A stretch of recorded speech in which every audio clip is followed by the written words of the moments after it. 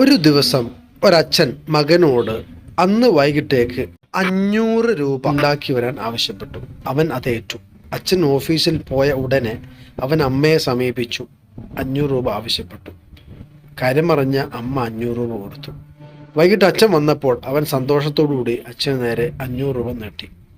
അച്ഛൻ അതൊന്ന് തിരിച്ചും മറിച്ചും നോക്കിയ ശേഷം കത്തിച്ചു കളഞ്ഞു. അവന് വല്ലാതെ സങ്കടമായി. അച്ഛൻ പറഞ്ഞു, ഇത് നീ അമ്മയോട് ചോദിച്ചു വാങ്ങിയതല്ലേ? ഞാൻ നിന്നോട് അധ്വാനിച്ചുണ്ടാക്കാനല്ലേ പറഞ്ഞത്? അടുത്ത ദിവസം വരുമ്പോൾ 500 രൂപ തരണമെന്ന് പറഞ്ഞു അച്ഛൻ പോയി. അടുത്ത പകൽ അവൻ അമ്മയോട് ചോദിച്ചെങ്കിലും അമ്മ അവന് 5 പൈസ തരില്ല എന്ന് തീർത്ത് പറഞ്ഞു. അവൻ അമ്മാവനെ സമീപിച്ചു. 500 രൂപ ഉണ്ടാക്കി. അച്ഛൻ വൈകിട്ട് വന്നു. അവൻ 500 രൂപ നൽകി. അച്ഛൻ അത് കത്തിച്ചു കളഞ്ഞു.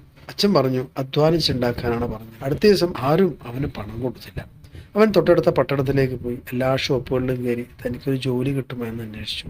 ഒടുക്കം ഒരു ഷോപ്പുകാരൻ പറഞ്ഞു, നിനക്കൊരു പണിയുണ്ട്. നീ എൻ്റെ ഗോഡൗണിൽ നിന്നും ഇവിടേക്ക് ചാക്കുകൾ കൊണ്ടുവരണം. ഒരു ചാക്കിന് 10 രൂപ വെച്ച് തരും. ഏതാണ്ട് 25 കിലോ വരുന്ന ചാക്കുകളായിരുന്നു അവൻ ചുമക്കേണ്ടിയിരുന്നത്. 50ഓളം ചാക്കുകൾ ചുമന്ന് അവൻ 500 രൂപ ഉണ്ടാക്കി. അവൻ്റെ ചുമലുകൾ വേദനിച്ചു, കൈക്കാലുകൾ ക്ഷീണിച്ചിരുന്നു. വൈകിട്ട് അച്ഛൻ വന്നപ്പോൾ അവൻ പൈസ ഉണ്ടാക്കിയ കാര്യം പറഞ്ഞു. എവിടെ കാണട്ടെ?